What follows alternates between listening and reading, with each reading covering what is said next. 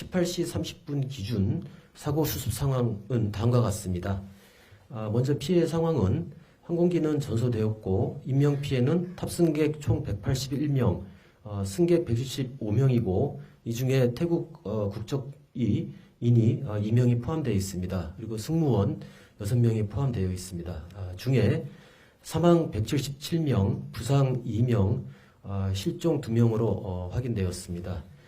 구조 현황입니다. 2명, 객실 승무원 2명은 구조되어 서울 이대병원 1명, 그리고 서울 아산병원 1명으로 이송되었습니다. 희생자 안치 장소입니다. 무안공항 내 설치된 임시 영안실에 안치 중입니다. 신원이 확인된 희생자는 유가족과 협의하여 외부 이송 예정입니다. 사고 조사입니다. 항공사고 조사관 8명, 그리고 항공안전감독관 9명 등이 사고 현장에 도착하여 탑재용 항공 일지, 수거 등 현장 증거 자료를 수집을 하고 있습니다. 관계기관 협업 상황입니다. 소방 490명, 경찰 455명, 군 340명, 해경 지자체 등 관계자 1,572명이 현장에서 사고 수습을 하고 있다 말씀드리겠습니다. 마지막으로 지역사고 수습본부입니다. 현장에 부산지방항공청장을 본부장으로 하는 지역사고 수습본부를 설치 운영 중입니다. 유가족 지원 상담실 운영, 피해자와 가족 명단 매칭, 유가족 대표 사고 현장 방문 등 유가족 지원에 만전을 기하고 있습니다. 예, 이상입니다. 질의 질의해 주시기 바랍니다. 한경재 이재입니다. 앞으로 국토부가 하게 될 조사 절차에 대한 부분을 좀 구체적으로 좀 설명을 해주시면 부탁드립니다. 예. 네, 아까 사고 원인 조사와 관련돼서 아까 말씀드렸던 그 블랙박스 이제 2개 비행기록 장치하고 음성 장치를 수거를 했고 또 일부는 약간의 그 잔해가 남아 있는 것들은 또 추가로 수거를 해서 정밀 조사를 시작할 계획입니다. 항공철도사고 조사위원회에서 면밀하게 그 내용들을 검토를 해서 사고 원인들에 대해서 밝힐 그럴 계획에 있습니다.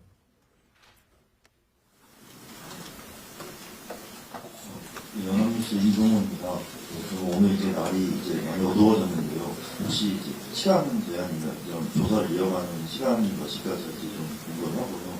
현장에서 그러면 실제로 바로 그것을 조사를 하는 것인지 아니면 다른 곳으로 옮겨서 하게 되는지 그런 절차가 궁금합니다. 예, 시간은 제가 정부에서는 최후의 1인까지도 구조를 하겠다는 이런 계획을 갖고 있습니다. 현장에 아까 말씀드렸던 1,572명 외에도 여러 관계기관들이 같이 현장에 있습니다. 그래서 현장에서 일단 사고 어떤 수습을 위해 최선을 다할 계획이고, 그리고 국토부 차원에서도 아까 블랙박스와 같은 뭐 이런 내용들에 대해서 이제 검토를 하고, 아울러서 이제 아까 관제기관과 조종사 간의 어떤 그 교신 내용들 이런 부분에 대해서 좀 상세하게 제가 분석을 하고 또 이제 검토 과정을 거칠 계획입니다.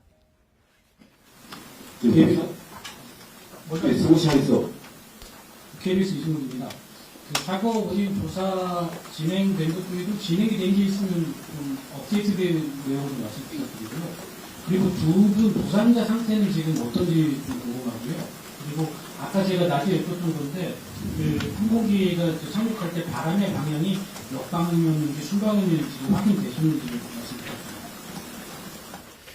예, 그 사고 우리 원인에 대해서는 아까 이제 말씀드렸던 것처럼 블랙박스가 이제 수거가 되고 일부 기체에 남아 있는 나머지 이제 잔해들 이런 것들을 지금 그 수집을 하고 있는 중이니까 거기에 수집이 되는 대로 이제 분석 절차에 착수를 하고 그 결과를 제가 좀 확인을 해볼 지금 계획에 있다는 말씀을 드리겠습니다. 그리고 조사 결과가 나오는 대로 또 이제 브리핑을 통해서 좀 말씀드리도록 하겠습니다.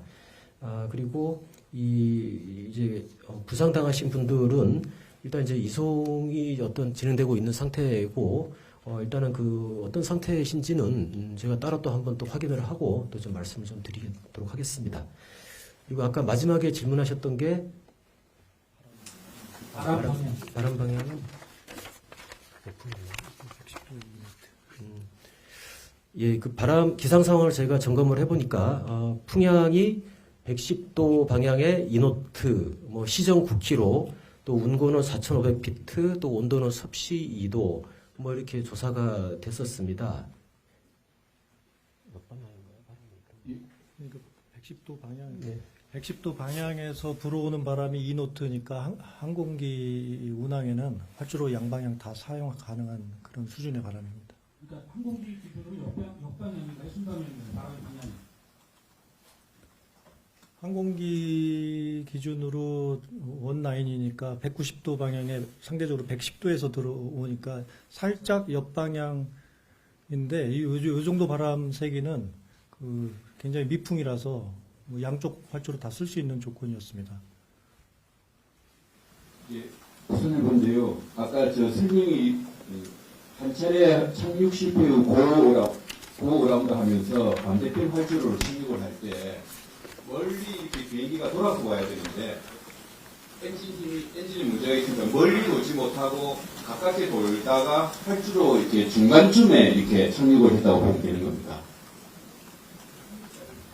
네, 그거는 저희가 항적 자료, 그러니까 비행기가 실제로 움직였던 그런 항적 자료를 좀 확인을 하고 좀 말씀을 드리도록 하겠습니다. 아까 저 5시 브리핑할 때는요, 비행기가 멀리 돌아서 와야 되는데 그렇지 못했다고 말씀을 하셨거든요. 그거는 맞습니까? 예, 그 하여튼 그 각도라든지 이런 부분들은 저희가 좀 항적 데이터를 좀 보고 다시 좀 말씀을 드리도록 하겠습니다. 예, 저기 서울경제 배성영 기자입니다. 그 국내 공항에서 조류 충돌이 실제로 5년 넘게 한 6,600건 정도 넘게 발생한 걸로 나오거든요. 네, 통상적인 그동안의 이 조류 충돌과 이번 사건이 좀 성격이 어떻게 다른지 같은지 이런 게 좀 궁금하고요. 실제로 동체 착륙 사례가 그동안 최근에 좀 있었는지 이런 게 좀 궁금합니다. 그리고 마지막으로 그 사고 영상을 보면은 이 동체 착륙을 하고 나서는까지는 사실 괜찮았는데 이후에 이제 구조물과 부딪히고 나서 정말 이게 충격이 되게 크게 나타났거든요. 그래서 사실상 외벽이 충격을 완화하지 못했다는 게 지금 현재로 봐서는 좀 전반적인 그 뭐라고 할까요? 좀 설명이 맞아 떨어질 것 같은데 이 외벽 자체에 대해서 이게 사고 충격을 완화를 제대로 못했다. 이 부분은 맞다 이렇게 볼 수 있는 건지 궁금합니다.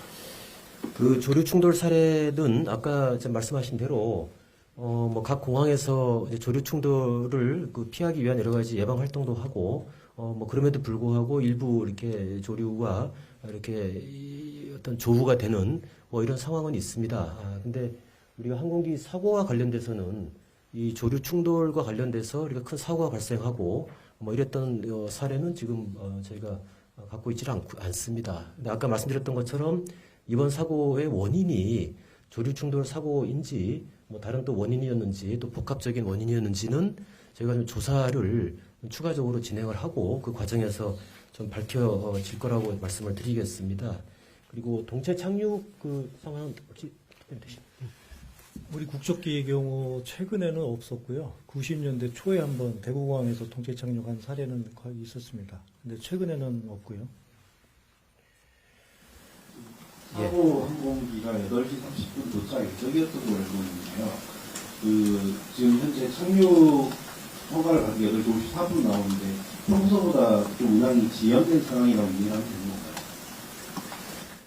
건가요? 일단은 국제선의 경우에 그러니까 도착 예정 시간보다 뭐 다소 늦게 도착할 수도 있고 좀 빨리 도착할 수도 있고 그렇습니다. 근데 그것도 한번 저희가 그 직전에 어떻게 흐름이 있었는지 그것도 한번 좀 살펴볼 계획입니다.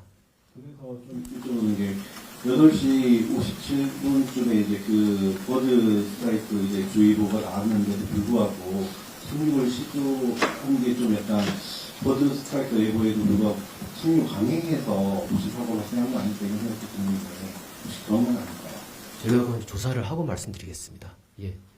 과정 그 당시 상황에 대해서 아까 말씀드렸던 것처럼 여러 가지 블랙박스라든지 또 항적 기록들 뭐 이런 것들을 좀 더 저희가 면밀하게 살펴보고 좀 말씀을 드리는 게 좋겠습니다. 사고 항공기가 아까 방콕 공항에서 1시간 정도 늦게 출발한 것으로 보여지는데 혹시 이 부분이 확인된 건지 그리고 왜 늦게 출발했는지 여쭤볼 수 있을까요? 예, 그 지연 출발을 한 거에, 그 현지 공항에서 지연 출발한 거는 제가 좀 확인을 좀 더 해보겠습니다. 일부 조금 늦게 출발했다는 뭐 그런 어떤 정보가 있는데, 그거는 정확히 이륙했던 시점이라든지 시간을 좀 제가 더 확인을 해보겠습니다. JTBC 김입니다. 시야는 괜찮다고 나오는데 혹시 관제탑에서 본 증언이 있을까요? 제가 보니까 복근 시간이 길게 잡아서 4분 정도밖에 안 되면서 시야로 아마 눈으로 봤을 것 같아서 훨씬 많아요.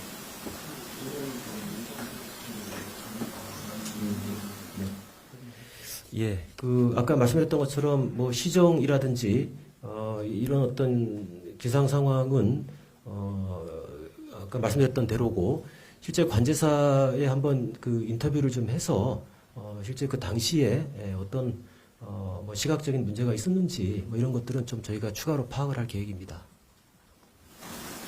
네, 감사합니다.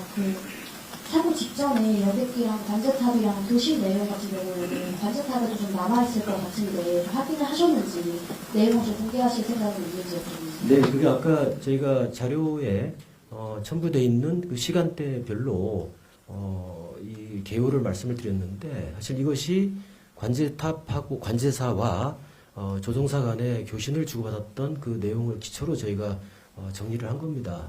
여기 뭐 보다 이제 구체적인 내용들은 저희가 추가로 자료를 좀 보면서 조금 좀 확인을 할 건 하고 뭐 정리를 좀 할 계획입니다. 동아일보 오승준 기자입니다. 방금 보도에 무안공항에 버드 스트라이크 관련 예방 전담 인력이 없었다는 보도가 나오는데 혹시 이게 사실 관계가 맞는지 그리고 조류 활동에 대한 공항 측 매뉴얼이 있는지 있다면 어떤 건지 질문드립니다.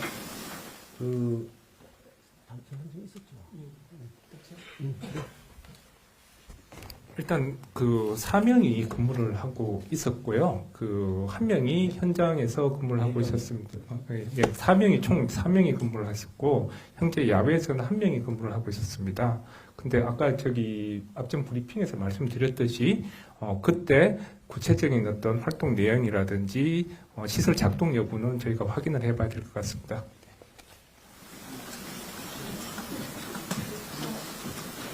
정확히 생존 승무원들 나이대가 어떻게 되는지 여쭤볼 수 있을까요? 잘 못 들었습니다. 저기 생존하신 승무원들 나이대가 어떻게 되는지 다시 여쭤볼 수 있을까요? 승무원 나이대가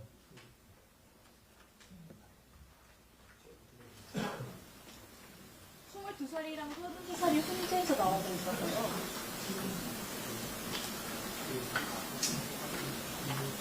네, 저희가 좀 구조된 그 승무원들 연령은 제가 좀 확인을 바로 좀 하고 좀 말씀 다시 드리도록 하겠습니다. 근데 아까 저기 조류 활동 예방 인원 현장에서 1명이 상교대로 움직이고 있었습니다. 그렇게 이해를 해주시면 됩니다. 현장에서. 전화일보 이승기입니다. 보도에 나온 거에 전략 환경 영향 평가 보고서에 이 조류 위험성이 있다라는 게 국토부에 알려졌다 이렇게 지금 보도가 나왔는데요. 이거에 대해서 들은 바 있으신지 그리고 그 우려에 대해서 어떻게 생각하는지 이거 하나 궁금하고요. 또 하나는 이번 피해 규모나 인원 면에서 역대 국내에서 난 사고로 역대 최악의 상황이 맞는지 이거 확인 좀 부탁드립니다. 예, 그 전략 환경 영향 평가 보고서 내용을 제가 좀 확인을 세부적으로 할 것입니다. 근데 이제 조류 충돌 위험이 있다고 뭐 이제 그런 어떤 보고서 내용이 있었고 거기에 대해서 조류 충돌 활동을 예방하기 위한 여러 가지 노력들 그런 노력들이 각 공항에서 사실은 그 김포나 인천이나 각 공항에서 거의 유사하게 활동들을 하고 있습니다. 그래서 아마 전략 환경 평가 보고서에서 그런 지적이 제기됐고 거기에 대해서 보완 대책을 또 강구를 하고 그런 보완 대책이 강구된 걸 가지고 또 이제 실제로 공항 운영할 때 또 이제 활동을 하고 뭐 이렇게 절차가 진행됐다고 보시면 되겠습니다. MBA 이혁근 기자입니다. 현장에 있는 항공사고 조사관들 오늘 어떤 조사를 좀 진행을 했는지 구체적으로 내용을 좀 부탁드리고요. 혹시 관제사 등에 대해서 인터뷰 등의 방식으로 조사가 진행된 부분이 있는지 궁금합니다. 먼저 말씀하시죠. 예, 우선 현장 그 사고 정황 확인을 하고요. 현장의 그 증거물 확보에 주력하고 있습니다. 저도 그리고 그 항공기 정비 기록, 고장 기록 다 확인을 하고요. 그리고 관계자 인터뷰도 이제 순서에 따라 진행을 하고 오늘 뭐 구체적으로 사고 결정적인 단서나 이런 거는 뭐 너무 이르고요. 그리고 지금 FDR하고 CVR 비행 기록 장치하고 음성 기록 장치를 온전하게 회수하는 게 가장 중요하고 그게 온전한지 이제 분석실에 가서 또 확인도 해봐야 됩니다. 그리고 아까 그 사상자 규모 그 가장 큰 규모냐고 말씀 주셨는데 83년도에 칼 007 그 피격 사고 있었지 않습니까? 그때도 269명 정확한 건 좀 확인을 해야 되는데 그랬고 그 테러 사고 말고는 97년도에 대한항공 괌 사고 그리고 국내에서요. 국내에서는 예, 지금 가장 큰 규모로 이렇게 생각이 드는데 그것도 정확한 기록을 확인해서 알려드리겠습니다. 그 웨이데이 선언할 때 항공기 상태에 대한 따로 보고는 없었나요? 또 보도라든지 이런 거를 홍보하도록 지침이 돼 있는 걸 알고 있는데요. 이 웨이데이를 선언한 시점과 그 위치가 궁금합니다. 어떻게 나와 있어요? 워낙 그 짧은 시간이었기 때문에 거기 뭐 원활하게 교신을 주고받고 그렇지는 않은 것으로 알고 있습니다. 뭐 정확한 거는 FDR 자료 또 음성 기록 이런 것도 확인해야 하게 될 것 같고요. 그러면 웨이데이가 들어온 이후에 공항에서는 사고 대응 조치를 어떤 걸로 진행했나요? 통상적으로 메이데이 선언하면 관제탑에서 그 조종사에게 가장 우선권을 줍니다. 그래서 조종사 요구사항에 맞춰서 활주로 착륙하고 그 공항에 필요한 조치들 준비를 하고 그렇습니다. 화재를 막기 위한 소방차라든지 아니면 뭐 응급차라든지 그거는 평상시에 늘 준비가 되어 있고요. 규정상 그 항공기 사고가 나면은 뭐 가깝게는 2분, 3분 정도 이렇게 긴급 출동하는 체제가 평상시에 이렇게 구축되어 있습니다. 이번 사고에서 어떤 다 이해했나요? 그것을 평가에 되고 뭐 정확한 자료들은 다 조사해서 이제 확인할 거고요. 지금 사고기가 보잉 737-800인데 이 기존 과거의 해외에서 기체 결함이라든가 이게 조금 발견되게 됐는데 보잉과 함께 사고 조사할 계획이 좀 있습니까? 사고기 고장 기록에 대해서는 지금 정확한 내용 같지는 않고요. 저희도 이제 파악을 하고 있는데 최근 고장 기록을 이제 확인하고 있는데 아직까지는 정확한 내용 이제 확인은 안 됐고 당연히 이건 제조사가 미국이기 때문에 사고 조사 국제 규정에 따라서 미국 당국하고 제조사가 참여할 예정입니다. 그럼 보잉사에서 전문가들이 국내 입국에서 같이 조사에 참여하게 됩니까? 예, 통상적으로 그렇게 합동 조사를 하게 돼 있습니다. 예, 후속 상황에 대해서는 보잉사하고 또 추가적으로 필요한 어떤 협의 절차를 밟아야 될 것으로 보고 있습니다. 정체 착륙을 하게 될 경우에 그 폰이라든지 화재가 발생하는 것을 예방하는 조치를 한다고 하는데 이번 사고는 그걸 하기에 너무 급박한 상황이었는지 여쭤보겠습니다. 예방을 다시 죄송합니다. 잘 못 들었습니다. 정체 착륙을 하게 되면은 솜이라든지 그 화재가 발생할 걸 예방하는 거품들을 이제 활주로에 뿌린다고 하는데 이번 사건에서는 그게 없다고 하시고요. 예, 그 말씀하신 그런 조치들이 이제 현장에서 이루어졌는지도 저희가 좀 시간대별로 좀 확인을 좀 해봐야 될 것 같은데 일단은 지금 굉장히 짧은 시간에 이 사고가 발생을 하다 보니까 아마 그런 조치가 아마 확실하게 이루어졌는지 그거는 상당히 좀 이루어지지 않았다고 보여야 되죠. 예. 그 상황에 따라서 이제 현장에서 조치를 하는데요. 갑자기 급박스럽게 일어나는 경우는 일단 메이데이 선언한 항공기한테 원하는 게 뭔지 긴박하게 지원해 주는 게 우선 급한 임무이기 때문에 통상적이진 않습니다. 그건 나중에 정확히 또 조사를 해봐야 되고요.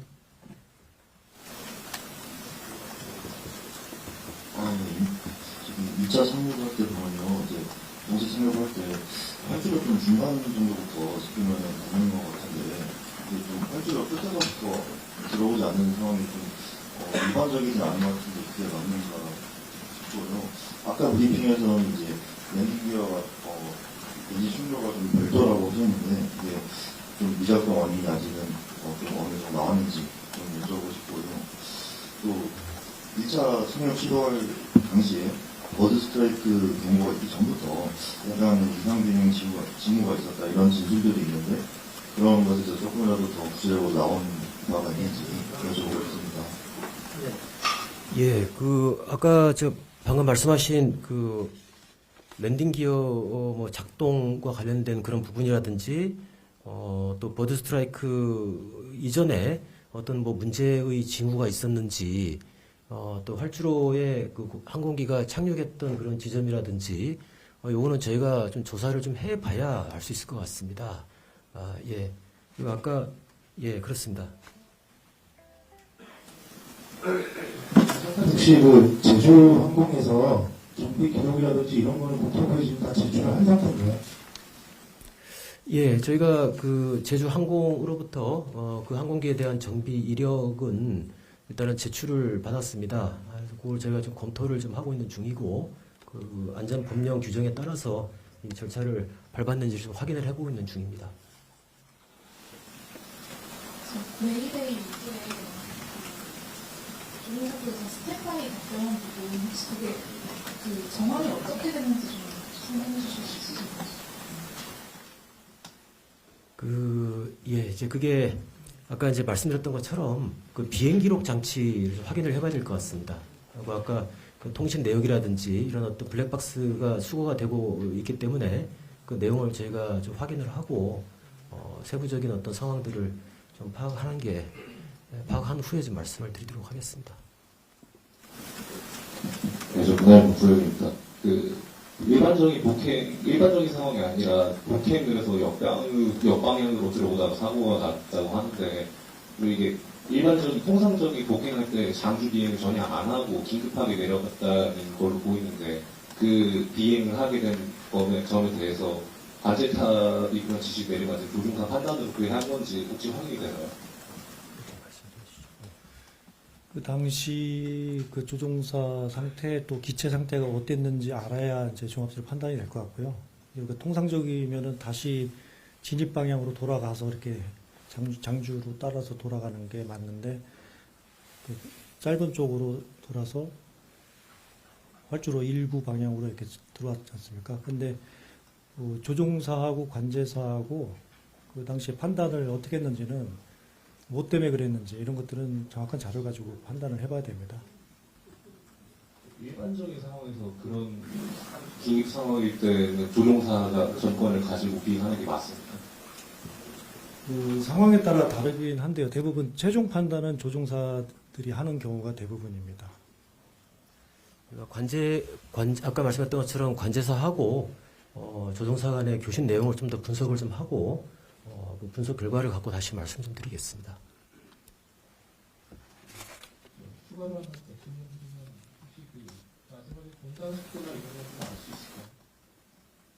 전부 좀 기술적인 자료들이라서는 FDR이나 이렇게 정확한 자료들이 있어야만 판단이 되고요. 지금 알려드리면 계속 잘못된 수치 가지고 혼선이니까 좀 기다려 주셔야 되겠습니다.